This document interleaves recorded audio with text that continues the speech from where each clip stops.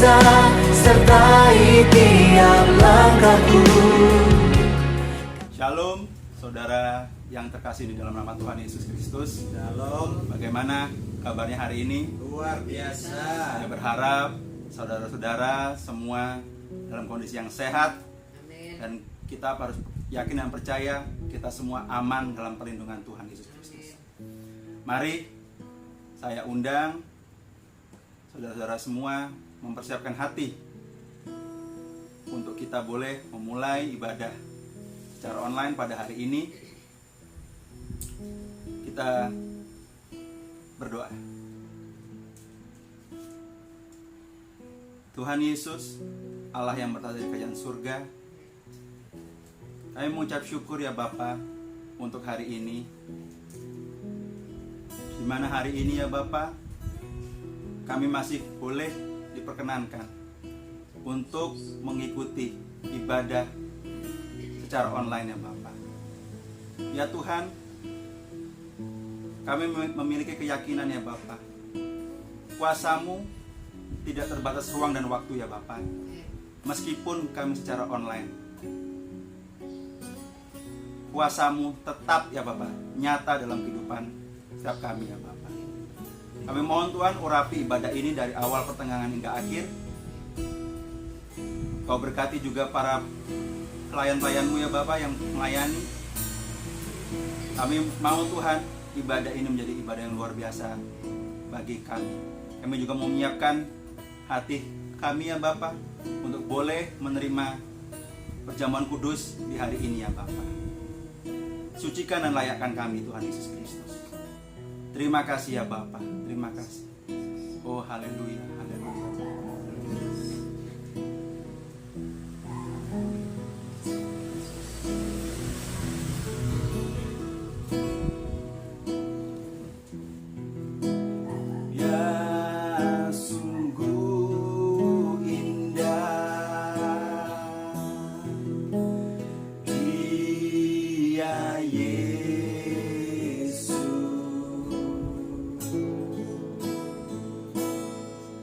Dia ajaib, Dia mulia, Dia agung. Haleluya ya Bapa. Dia cinta aku dan ampuniku,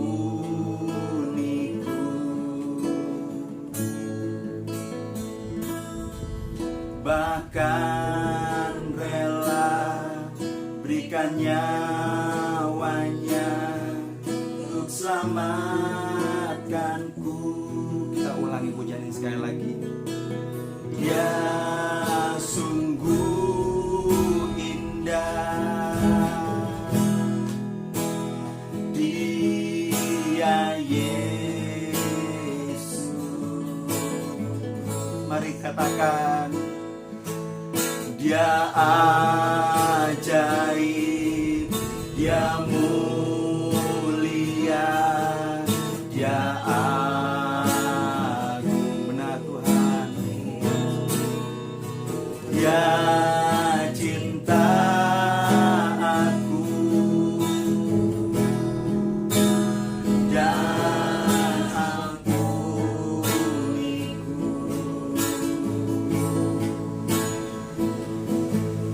bahkan rela berikan nyawanya untuk selamatkanku.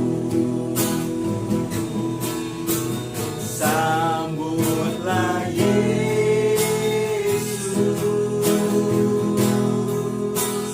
tinggikan Yesus, beri Dia hormat, pujian dan kuasa. Yesus Raja, oh bagi yang mulia, bagi yang mulia. Amin. Ku angkat tanganku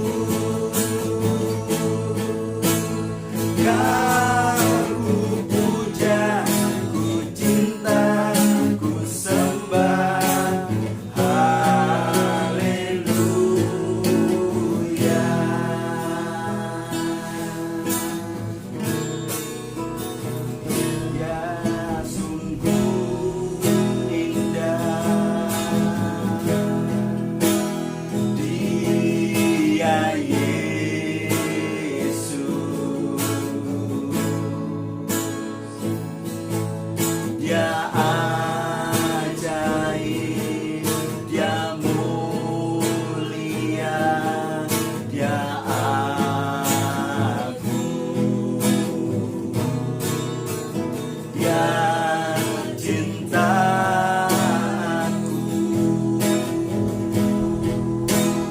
dan ampuniku,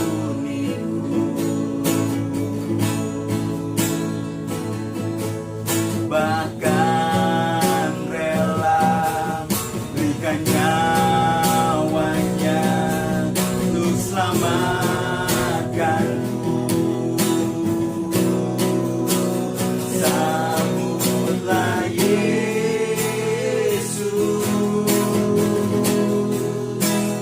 tinggikan Yesus, berikan hormat, pujian dan kuasa. Yesus Raja, Engkau Allah yang mulia, yang mulia. Ku angkat tanganku, kau ku puja, ku cinta, ku sembah. Haleluya.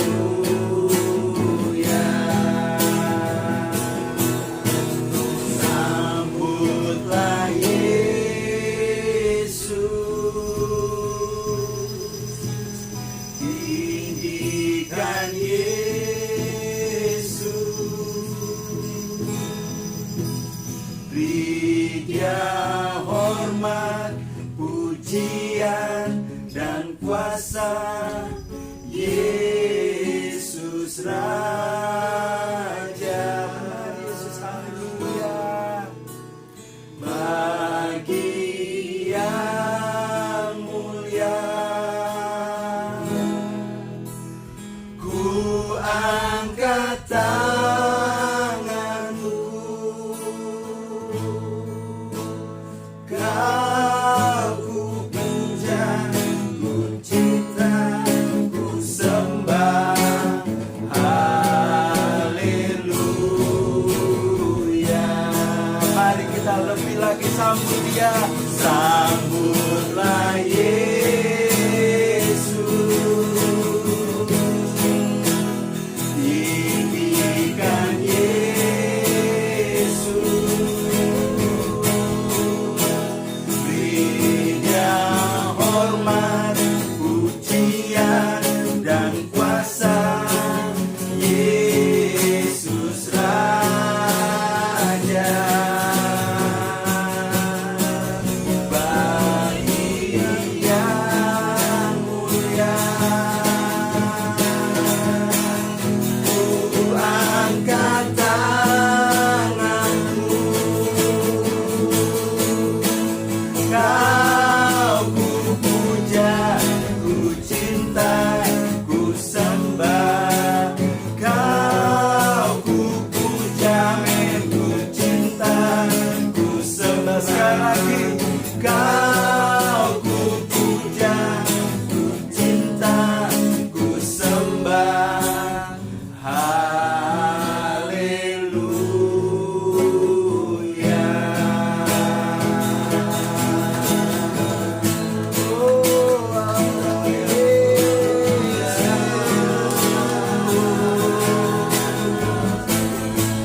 Kami sembah Allah yang mulia, Bapa Yesus. Engkau yang layak kami sembah.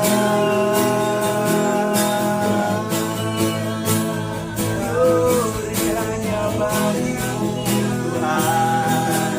Haleluya, haleluya, haleluya. Yesus, terima kasih ya Bapa. Terima kasih, terima kasih.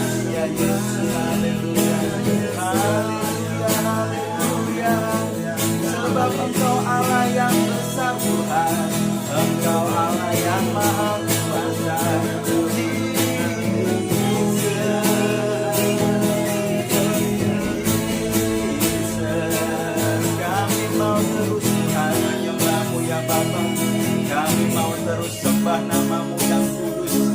Haleluya, haleluya, haleluya Yesus. Pujikan namamu Tuhan, ku sembah namamu ya Yesus. Haleluya, haleluya Bapa. Engkau layak terima pujian, Engkau layak terima sembah. Engkau Allah yang berada, Engkau Allah ajaib Yesus. Haleluya, kami bangga memilikimu ya Bapa. Haleluya, haleluya, haleluya, haleluya, haleluya Yesus. Haleluya. Terima kasih ya Bapa untuk segala kebaikan-Mu Yesus. Terima kasih ya Bapa. Terima kasih ya Tuhan Yesus. Haleluya Bapa. Haleluya. Ya Bapa, haleluya Tuhan. Kami ingin Tuhan menyambut hadirat-Mu ya Bapa dengan penuh sukacita. Kami berlari menuju Engkau ya Tuhan. Layakkanlah kami ya Bapa, sucikan dan kuduskan kami, agar kami Tuhan layak menghadap Engkau Allah yang Maha Kudus. Agar kami layak Tuhan berada dalam hadirat-Mu di ruang Maha Kudus-Mu ya Bapa. Oh Tuhan, sebentar kami akan mendengarkan sabda firman-Mu ya Bapa. Kami mohon Tuhan, persiapkan kami, hati, pikiran, telinga kami ya Bapa, agar firman yang disampaikan dapat menjadi kekuatan iman kami di masa sulit seperti ini ya Bapa. Firman-Mu ya Bapa dapat memberikan berkat dan kekuatan bagi setiap anak-anak-Mu ya Bapa. Terima kasih Tuhan Yesus, terima kasih. Berkati hamba-Mu yang akan membawakan firman-Nya Bapa. Kami percaya Bapa, apapun yang hamba-Mu disampaikan semua berasal daripada-Mu ya Tuhan Yesus Kristus. Setelah ini ya Bapa, kami akan melanjutkan untuk perjamuan kudus ya Bapa. Tuhan, kami mohon ampuni segala salah dan dosa kami ya Bapa, agar kami layak menerima perjamuan kudus-Mu ini ya Bapa. Agar perjamuan kudus-Mu ini ya Bapa menjadi hal yang baik, hal yang benar bagi kehidupan kami. Terima kasih Tuhan Yesus, terima kasih. Terima kasih ya Bapa. Hanya di dalam nama Tuhan Yesus Kristus kami berdoa dan mengucap syukur. Haleluya Bapa, haleluya. Amin Tuhan Yesus, amin. Inilah yang ku renungkan setiap waktu, nyanyian pujian dan pengagungan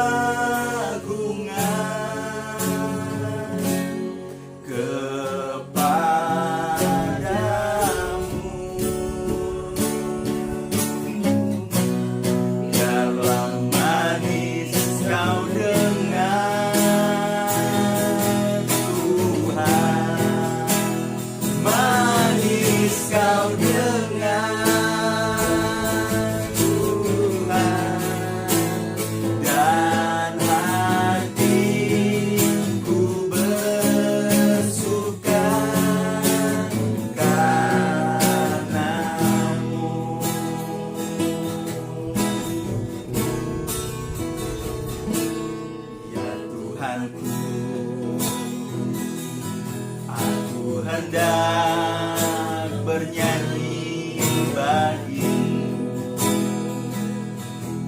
selama ku ya Allahku, aku hendak bermazmur bagimu selagi ku ada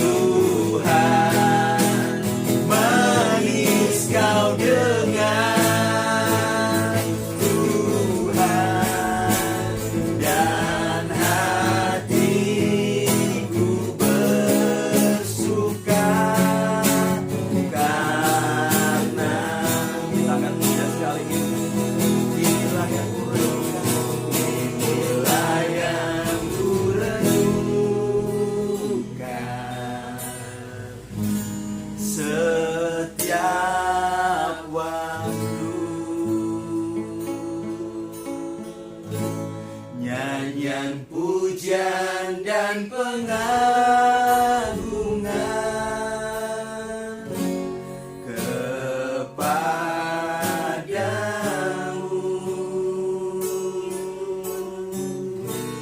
Biarlah manis kau dengar Tuhan, manis kau dengar Tuhan, dan hatiku bersuka, dan hatiku bersuka, dan hatiku bersuka. Amin Yesus, karenamu. Shalom, Bapak Ibu dan saudara-saudara yang dikasihi oleh Tuhan. Dimanapun Bapak Ibu dan saudara berada, saya ucapkan salam sejahtera di dalam kasih-Nya Tuhan Yesus Kristus. Puji Tuhan. Hari ini kita berjumpa kembali di dalam ibadah kita. Ibadah yang sederhana, tetapi saya percaya bahwa meskipun di dalam kesederhanaan, Tuhan juga menyertai kita semua. Bapak, Ibu, dan saudara-saudara yang dikasihi oleh Tuhan, persoalan pribadi ataupun pergumulan yang tidak kunjung selesai, itu adalah merupakan penghalang bagi pelayanan dan pengiringan kita kepada Tuhan Yesus. Nah, hari ini kita bersyukur bahwa kita bisa beribadah, dan ini adalah merupakan satu pengungkapan rasa syukur kita kepada Tuhan atas kebaikan-kebaikannya dan atas berkat-berkatnya yang tidak terhitung di dalam kehidupan kita masing-masing. Dan biarlah pada saat ini kita memahami dengan mengizinkan Roh Kudus membuka dan menyinari serta mengoreksi hati kita masing-masing. Kita mau membuka diri kita, membuka mata rohani kita, dan dengan jujur dan dengan rendah hati kita mau menerima koreksi-koreksi daripada Roh Kudus. Dan kalau kita bersedia, maka kita akan mengerti apa yang Tuhan hendak singkapkan di dalam kehidupan kita masing-masing. Nah, pada hari ini atau pada saat ini kita akan mempelajari sebuah pengalaman yang buruk yang dialami oleh Raja Daud. Kisahnya terdapat di dalam kitab 1 Samuel, pasal yang ke-30, ayat 1 sampai dengan yang ke-31. Saya ulangi, 1 Samuel, pasal yang ke-30, ayat 1 sampai dengan yang ke-31. Satu ayat yang cukup panjang, dan saya tidak akan membacakan ayat demi ayat. Hanya beberapa ayat yang nanti saya akan kutip di dalam cerita ini. Nah, Bapak, Ibu, dan saudara-saudara semua yang dikasihi oleh Tuhan, ada 3 pengalaman dari jemaat di dalam pengiringan kepada Tuhan. Yang pertama, ada yang punya pengalaman begini. Saya bersyukur, saya sudah ikut beribadah di gereja kita. Bahkan saya ikut di dalam kebaktian doa, di dalam ibadah jemaat rumah, dalam doa keluarga, dan sebagainya. Hidup saya tetap biasa-biasa saja. Semuanya baik-baik juga. Keluarga saya juga baik-baik. tidak banyak ada perubahan dan tidak ada hambatan yang berarti. Dan saya mau mengawal mandat dan berkat yang Tuhan berikan dan yang Tuhan sudah janjikan di dalam kehidupan saya.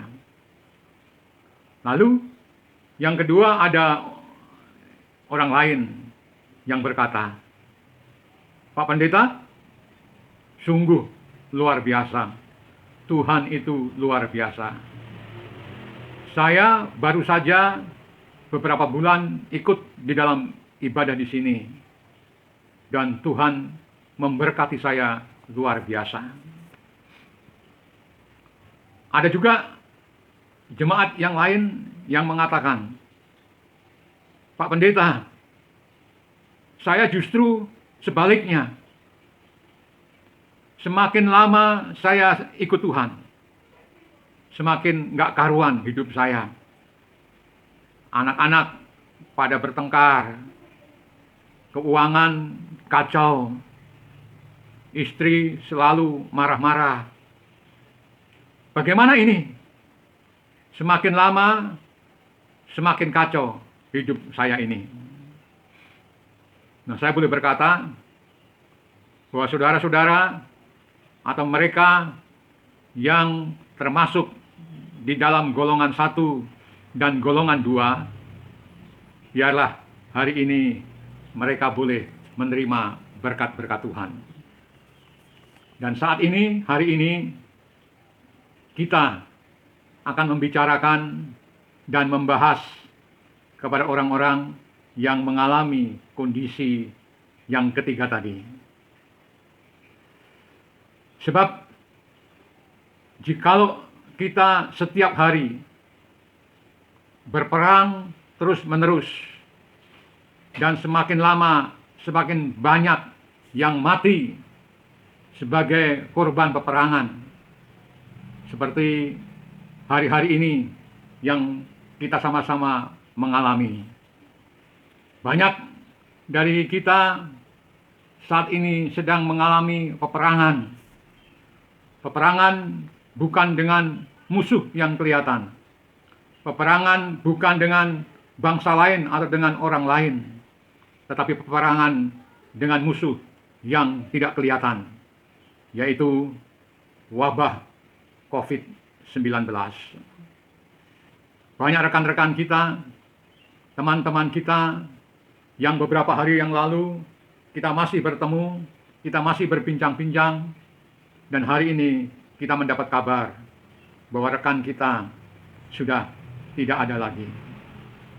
Banyak hamba-hamba Tuhan, rekan-rekan sepelayanan yang saya kenal, saat ini kita sudah tidak bisa bertemu kembali karena mereka sudah dipanggil Tuhan terlebih dahulu.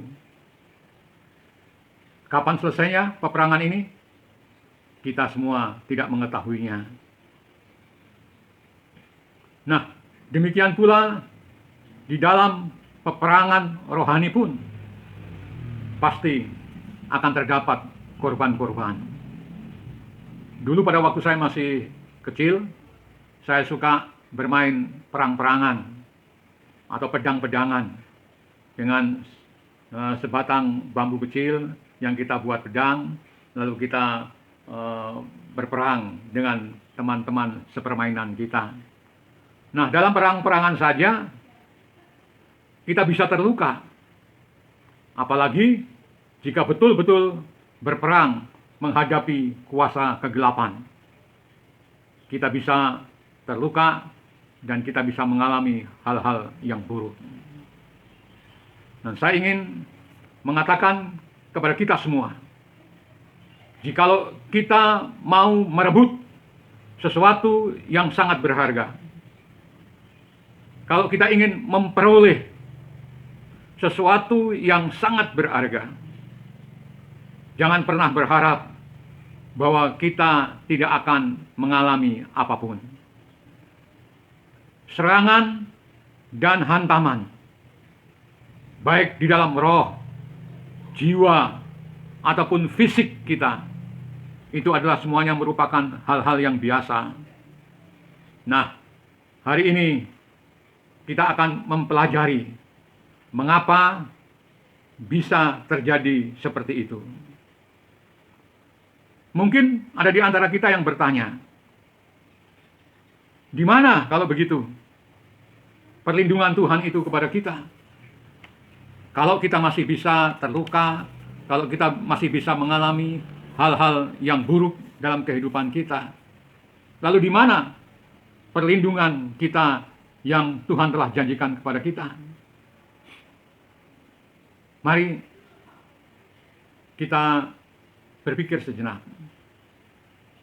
Cobalah pertanyaan ini kita tanyakan kepada Tuhan Yesus sendiri. Mengapa ketika Yudas menerima roti dari tangan Tuhan Yesus, dan kemudian Yudas keluar meninggalkan ruang perjamuan malam yang terakhir, Yudas justru kerasukan setan. Jadi persoalannya bukan pada apa yang bisa atau tidak bisa Tuhan perbuat. Pokok persoalannya kembali kepada hal yang sederhana, bahwa Tuhan itu tidak menciptakan kita seperti robot. Tuhan menciptakan manusia dengan kehendak bebas, yaitu free will. Setiap kali ada celah, ada lubang, atau ada ruang terbuka di dalam hidup kita, yang kemudian kita biarkan terus-menerus terbuka atau terus-menerus menganga, maka hal itu akan menjadi peluang musuh untuk menghantam dan menghajar kita. Mungkin ruang yang terbuka itu adalah kita seringkali malas di dalam mengiring Tuhan. Kita sudah meninggalkan ibadah-ibadah doa kita setiap hari, atau kita sudah malas untuk melayani Dia. Nah, kalau ruang yang terbuka ini kita biarkan terus terbuka, maka iblis akan masuk dan menghantam, menghajar kita. Nah, di sini kita akan mencermati kenyataan yang dialami oleh Daud. Siklak. Saudara tahu kota Siklak? Mungkin banyak di antara kita yang belum tahu atau bahkan tidak tahu kota Siklak itu di mana.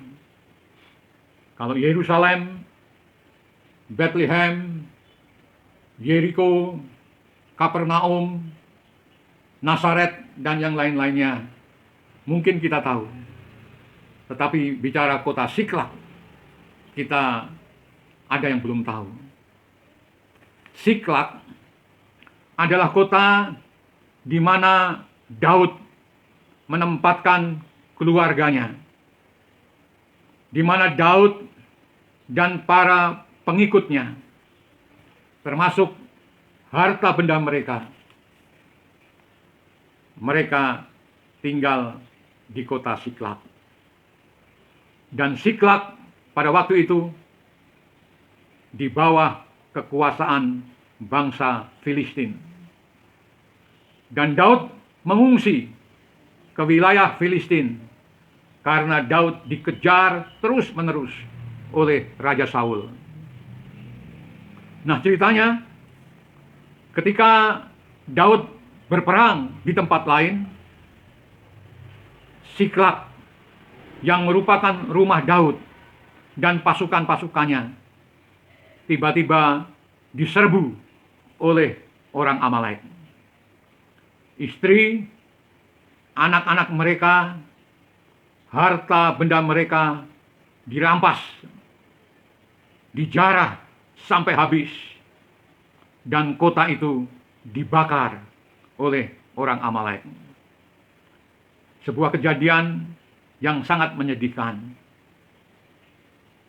Satu kejadian yang ironis, karena dengan kekuatan pasukan yang Daud miliki, sebenarnya Daud bisa menang mutlak menghadapi orang Amalek.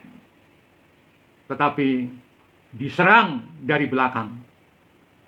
Diserang pada waktu kota ditinggalkan oleh Daud dan pasukannya. Daud dan pasukannya terpukul telak. Dan itulah korban dari sebuah pertempuran. Alkitab mengisahkan bagaimana mereka mengejar orang Amalek yang telah merampas keluarga dan harta benda mereka. Dalam ayat yang ke-17 dari kitab Samuel pasal yang ke-30 mengatakan, Daud dan pasukannya menghancurkan mereka dari pagi-pagi buta sampai matahari terbenam. Tidak ada seorang pun yang dibiarkan lolos, kecuali 400 orang muda yang melarikan diri dengan menunggang unta. Di sini sebuah episode terselip di dalam cerita perang ini, yaitu seperti yang tertulis dalam ayat yang ke-10. Dari 600 orang yang dipimpin oleh Daud, ternyata tidak semuanya kuat sampai menyeberang sungai Besor. Ada 200 orang yang terlalu letih dan lelah untuk melakukan pengejaran mereka.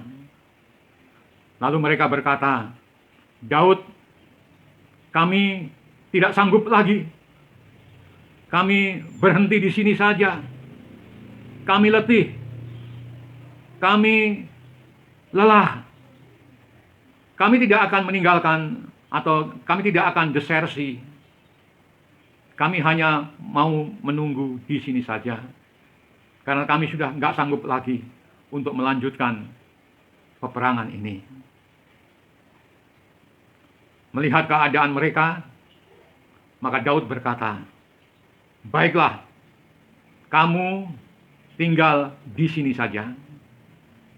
Dan Daud membiarkan mereka atau 200 orang pasukannya itu untuk beristirahat di situ.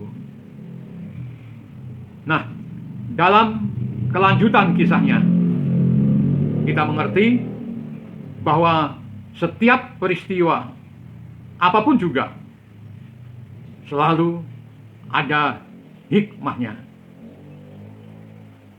Semua pengalaman pahit dalam kehidupan kita adalah merupakan satu pelajaran yang luar biasa. Jadi, Bapak, Ibu, dan saudara-saudara semua, setelah mereka berperang dan kemudian menang, Daud dan pasukannya mengambil kembali keluarga dan harta benda mereka. Bahkan mereka menjarah, membawa harta benda daripada orang-orang Amalek.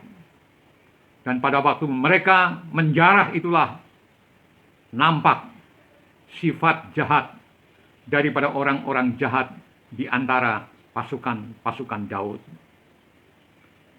Di dalam pasukan Daud memang terdapat juga orang-orang jahat.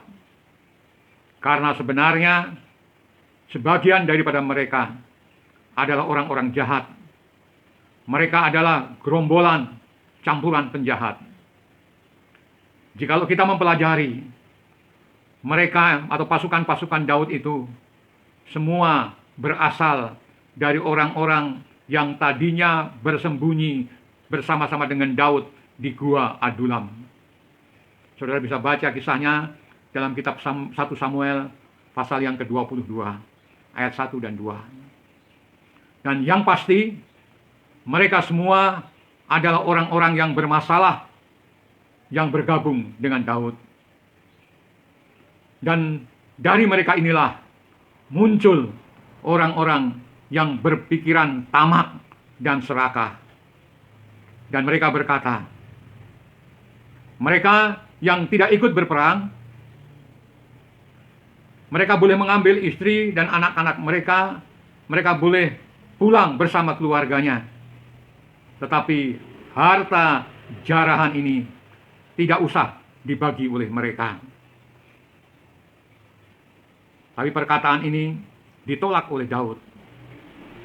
Dan Daud berkata, yang jaga barang dapat pembagian yang sama dengan yang maju berperang. Kata ayat yang ke-23 dan 24. Dan ayat yang ke-25 mengatakan, dan sejak saat itu, hukum itu berlaku hingga sekarang di Israel.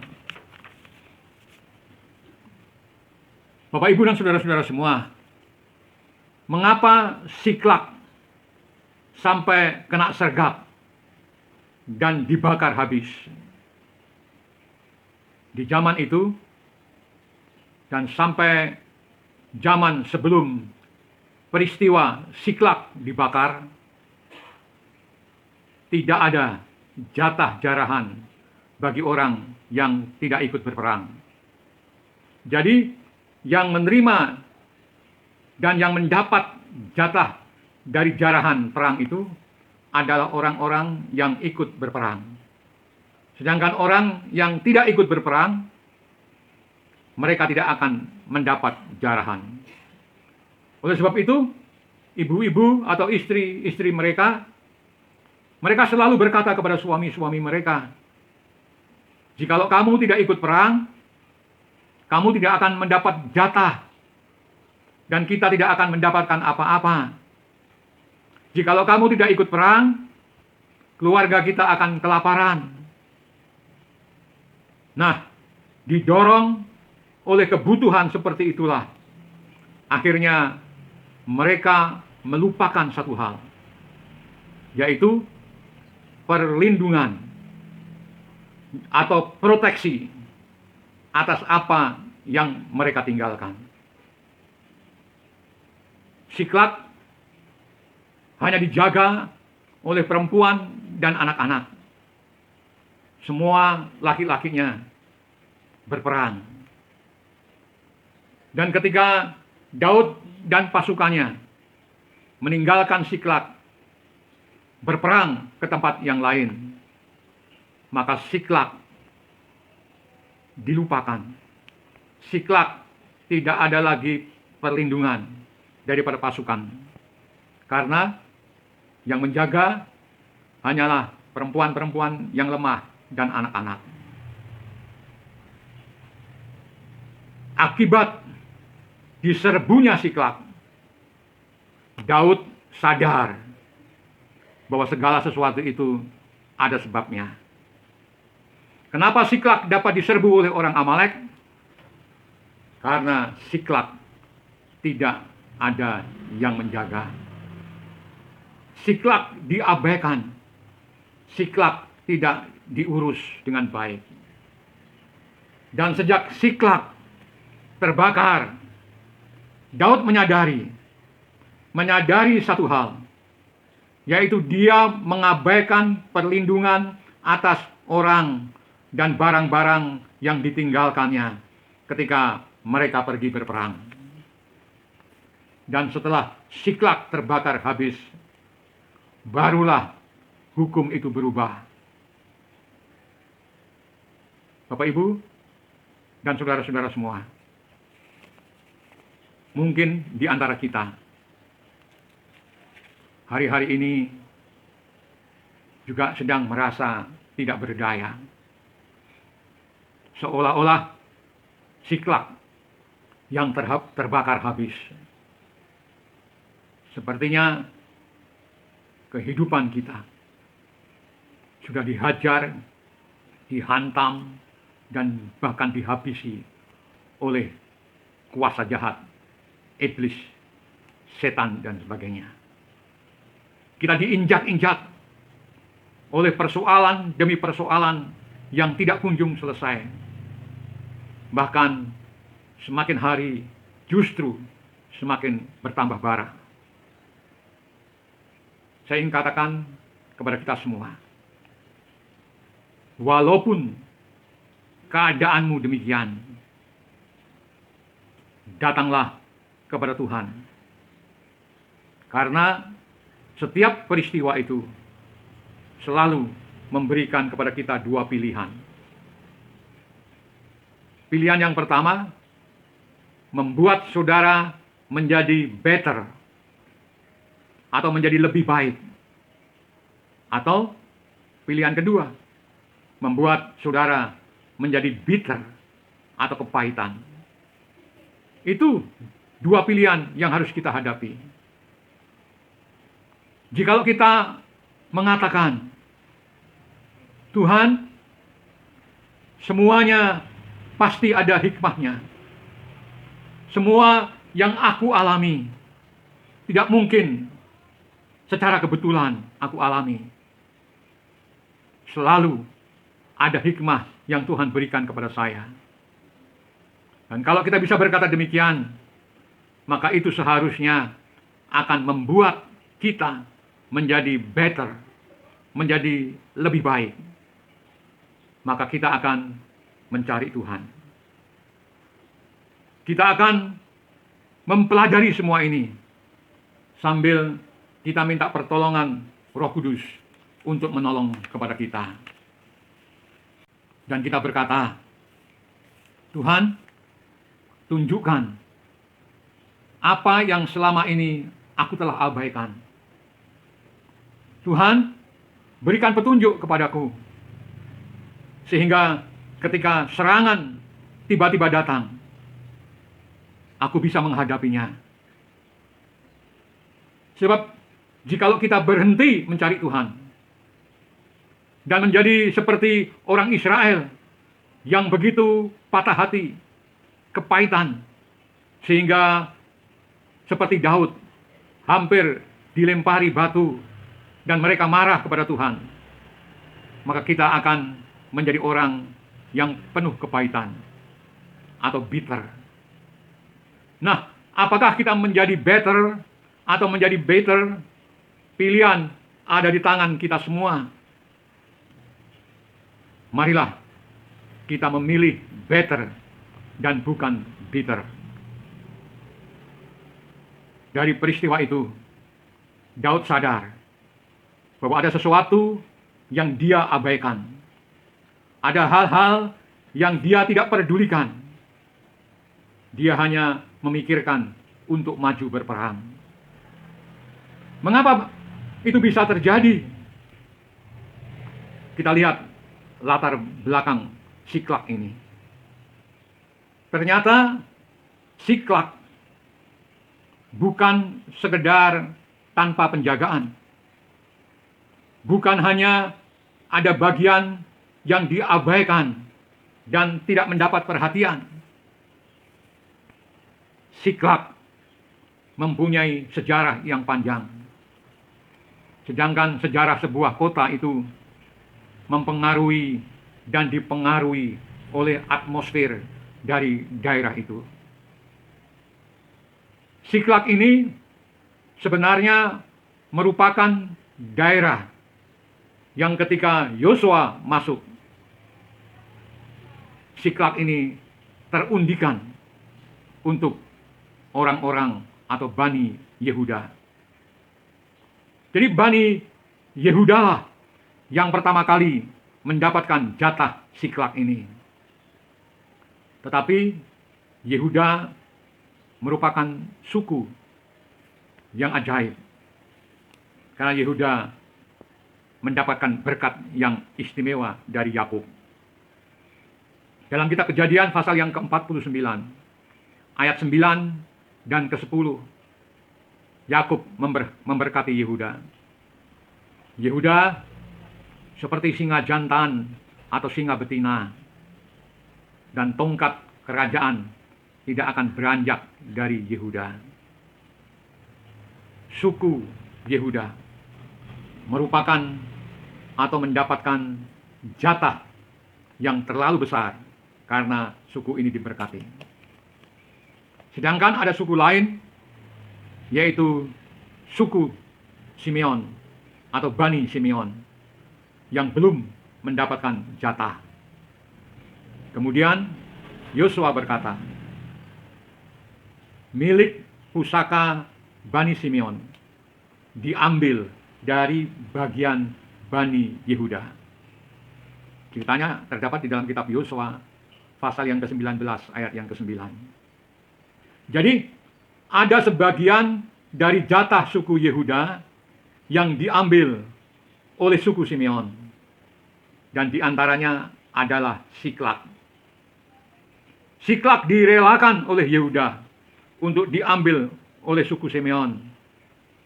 Katanya, udah ambil aja, ambillah Siklak itu. Jadi Siklak ini seperti kota yang diabaikan. Tetapi entah bagaimana, suku atau Bani Simeon pun tidak sepenuhnya menguasai kota itu.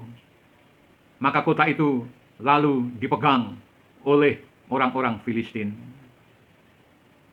Nah, ketika Daud dikejar oleh Raja Saul, maka Daud berkata, sudahlah, aku mengungsi ke tanah Filistin saja. Dan Daud lari ke daerah orang Filistin, dan Saul tidak lagi mengejar-ngejar. Lalu orang Filistin menyerahkan Siklak ini kepada Daud. Ketika Daud meminta kepada orang Filistin Siklak untuk tempat tinggal mereka, orang Filistin pun merelakan Siklak diambil oleh Daud. Jadi Siklak ini menjadi sebuah kota yang tidak ada yang mau menerima, seakan-akan sebuah piala yang bergilir. Diberikan kepada Yehuda, tidak diurus. Lalu diberikan kepada Simeon, juga tidak diurus. Ketika diambil oleh orang Filistin dan diminta oleh Daud, Siklak pun juga diberikan. Jadi kota Siklak ini atmosfernya adalah diabaikan dan tidak diurus, tidak ditangani dengan baik, dan dibiarkan begitu saja. Dan pada akhirnya Siklak mengundang serangan orang Amalek. Mengapa orang Amalek menyerang Siklak? Salah satunya karena balas dendam. Ketika Daud tinggal di antara orang Filistin, jika Daud berperang, dia tidak pernah mengambil tawanan, tetapi Daud membantai habis semua lawannya. Dan di antara yang dibasmi adalah orang-orang Amalek. Jadi kota Siklak ini diliputi atmosfer ditolak. Diberikan kepada siapapun, sepertinya tidak ada gunanya. Seolah-olah bangsa-bangsa berkata, kami tidak butuh kota itu. Dan itulah penyebab rasa tidak dibutuhkan yang terasa kuat di kota itu. Sehingga pada waktu Daud mendapatkan tempat itu, tidak ada satu kepentingan yang kuat, tidak ada satu kepentingan yang mendesak dan berkata, aku mau mempertahankan kota ini. Tadi saya sudah mengatakan bahwa semua peristiwa itu ada hikmahnya. Tidak ada yang kebetulan. Semua peristiwa pasti ada hikmahnya. Bapak, Ibu, dan saudara-saudara semua, keadaan jemaat atau keadaan pelayan Tuhan yang sedang atau yang mengalami pukulan serangan yang berat dari musuh yang kuat, membuat kita ingat, jika kita berhenti dan tidak mengawal mandat dan berkat yang sudah kita terima, maka akan terjadi kerugian yang luar biasa. Sekali lagi saya katakan, dari peristiwa ini, jikalau kita tidak mengawal, jikalau kita tidak berhenti untuk mengawal mandat dan berkat yang sudah kita terima dari Tuhan, maka akan terjadi kerugian yang luar biasa. Dan biarlah tahun 2021 ini Tuhan pulihkan setiap orang yang tertunduk dan yang lesu. Biarlah tahun 2021 ini Tuhan membangkitkan kembali hati orang-orang yang sudah mulai tawar. Inilah kenyataan sebuah peperangan. Selalu ada korban, selalu ada yang sakit, dan selalu ada yang kena. Kita melihat dalam hidup kita sehari-hari ini, berapa banyak orang yang melayani Tuhan. Teman-teman kita, rekan-rekan kita, berapa banyak yang akhirnya mengalami kepahitan. Mereka adalah orang-orang yang terkena panah daripada si iblis dan membiarkan panah-panah itu terus menancap di hidupnya dan kemudian menyebarkan racun yang semakin mengerikan. Bapak, Ibu, dan saudara-saudara semua, hari ini kita belajar tentang kisah ini. Jikalau kita berani melakukan apapun yang Tuhan perintahkan dalam hidup kita, maka apapun bentuk gerakan kita, kita akan menerimanya dengan iman. Jadi Bapak, Ibu, dan saudara-saudara semua, apa pelajaran yang kita bisa petik daripada kisah ini? Kita harus melindungi sikap. Lindungi sikap. Pelajaran yang dapat kita petik, kalau kita saat ini sedang ada di dalam peperangan, bukan peperangan secara fisik, tetapi perang melawan kuasa kegelapan. Jadi, serangan atau hantaman, baik di dalam roh, jiwa, dan fisik kita, itu adalah merupakan konsekuensi bagi kita selaku umat Tuhan. Sebab itu, kita jangan membuat celah. Kita jangan membuat lubang yang terbuka di dalam hidup kita. Dan kemudian kita biarkan lubang itu atau celah itu terbuka terus. Sebab akan menjadi peluang daripada si jahat untuk menghantam dan menghajar kita. Itu pelajaran yang pertama yang harus kita petik. Dan pelajaran yang kedua, kalau pada saat-saat seperti ini, kita sedang mengalami serangan, dan kita merasa tidak berdaya, kita merasa diinjak-injak oleh persoalan-persoalan yang tidak kunjung selesai. Bahkan semakin hari, persoalan yang kita alami semakin berat. Jangan lari, tapi datanglah kepada Tuhan, karena Dia akan membuat keadaan menjadi lebih baik. Dan pelajaran yang ketiga, semua peristiwa ada hikmahnya. Tidak ada yang kebetulan. Dan jikalau kita berhenti dan kita tidak mengawal mandat dan berkat yang sudah kita terima dari Tuhan, jangan salahkan kalau mandat dan berkat itu diambil lagi oleh Tuhan, dan kita akan mengalami kepahitan. Itulah 3 hal yang kita dapatkan, yang kita bisa petik daripada kisah pengalaman daripada Raja Daud. Sebab itu kita harus melindungi Siklag itu.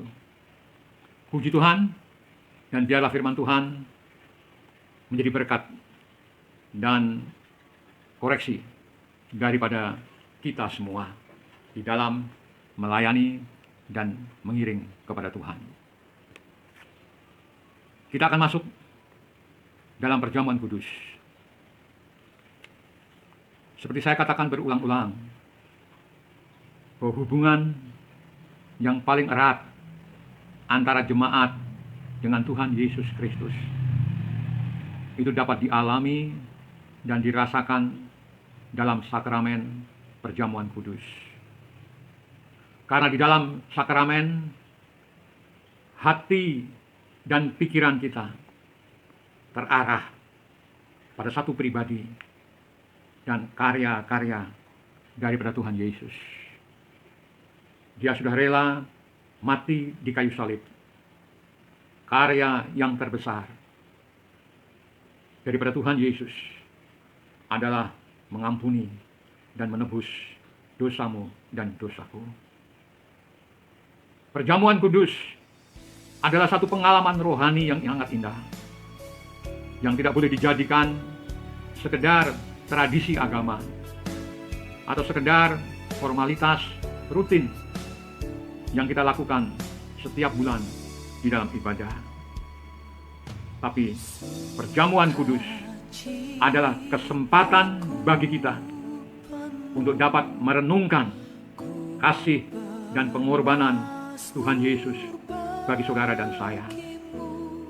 Kita ikut di dalam penderitaan Kristus sehingga kita pun dapat semakin hidup dan berkenan kepada Tuhan. Dan biarlah saat ini kita semua boleh merasakan kasih Tuhan yang sangat besar di dalam kehidupan kita masing-masing. Haleluya. Sebelum kita masuk dalam perjamuan kudus, mari saya ajak untuk tundukkan kepala dan kita akan berdoa. Bapa yang bersemayam di dalam kerajaan surga, Allah yang maha kuasa, Allah pencipta langit dan bumi beserta dengan segala isinya. Kami bersyukur bahwa Allah juga menciptakan kami umat manusia lebih mulia daripada ciptaan-ciptaanmu yang lain, karena kami diciptakan segambar dan sepeta dengan Engkau. Bapa yang ada di surga, kami bangga bahwa kami adalah umat ciptaan-Mu yang Engkau kasihi. Tetapi kami telah jatuh di dalam dosa. Oleh sebab itu, kami sudah terputus daripada kasih daripada Engkau Bapa. Tetapi oleh karena kasih-Mu kepada kami semua, Engkau mengutus anak-Mu yang tunggal, Yesus Kristus, yang sudah menjadi Tuhan dan Juru Selamat kami, mati di atas kayu salib untuk memperdamaikan kami dengan Engkau. Dosa-dosa kami sudah ditanggungnya, dan kami mendapatkan pengampunan daripada Engkau. Hari ini kami sudah menjadi orang-orang yang dibenarkan dan dibetulkan daripada kesalahan-kesalahan kami. Hubungan kami dengan Engkau diperbaiki, dan kami boleh menjadi anak-anak-Mu sekarang ini. Bapa yang di surga, sebelum kami menerima perjamuan-Mu, kami juga bersyukur untuk firman-Mu yang sudah diberitakan, agar kepada kami tidak lalai untuk melindungi apa yang sudah Engkau mandatkan kepada kami. Kami ingin menjadi pelayan-Mu. Itulah mandat yang Engkau berikan kepada kami. Kami adalah alat-Mu Tuhan. Oleh karena itu, kami ingin mengawal mandat dan berkat-berkat yang sudah kami terima, supaya jangan mandat dan berkat itu Engkau ambil lagi. Bapa yang di surga, kami juga bersyukur untuk firman-Mu. Karena saat-saat seperti sekarang ini, kami juga sedang ada di dalam peperangan melawan roh-roh jahat, kuasa kegelapan yang membawa malapetaka dalam hidup kami sehari-hari. Tuhan,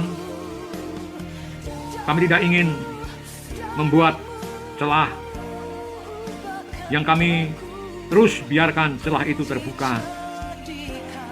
Karena seperti firman-Mu tadi mengatakan, celah itu akan menjadi peluang daripada si jahat untuk menghantam dan menghajar kami terus.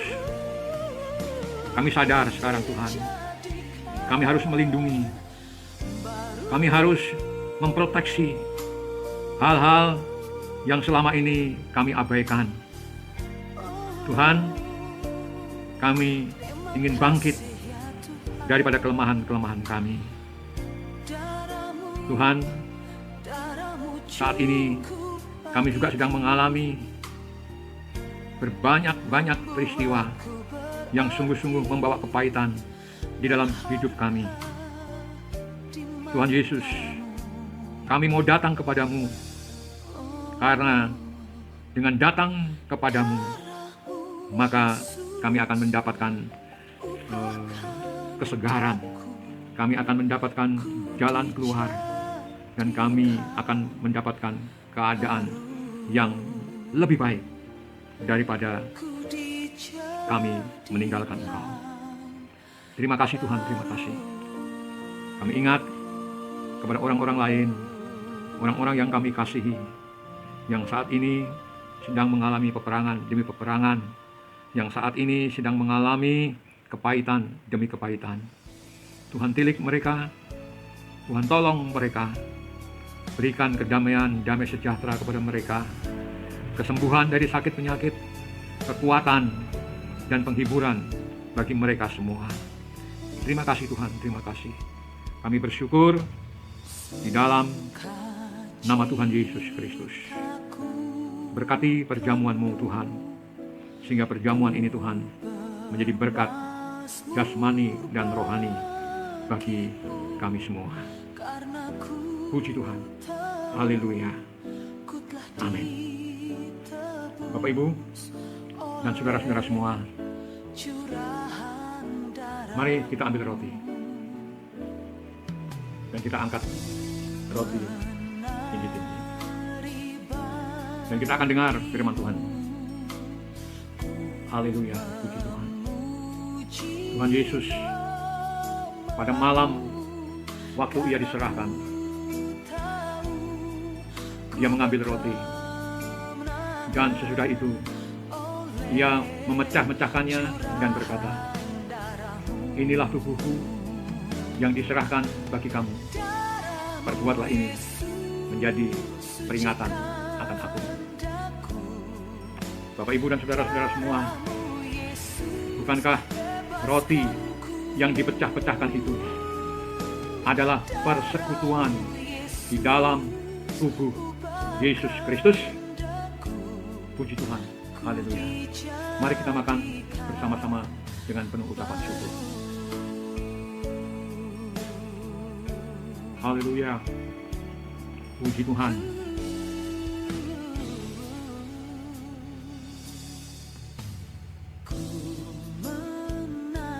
Puji Tuhan. Kita angkat tinggi-tinggi cawan yang berisi anggur ini, dan kita dengar firman Tuhan kembali.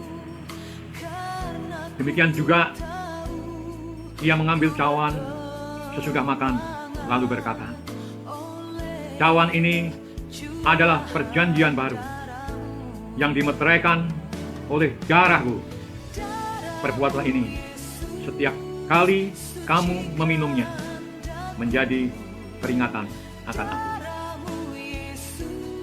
Bapak, Ibu, dan saudara-saudara semua, bukankah cawan berkat yang atasnya kita mengucap syukur itu adalah persekutuan di dalam darah Yesus Kristus?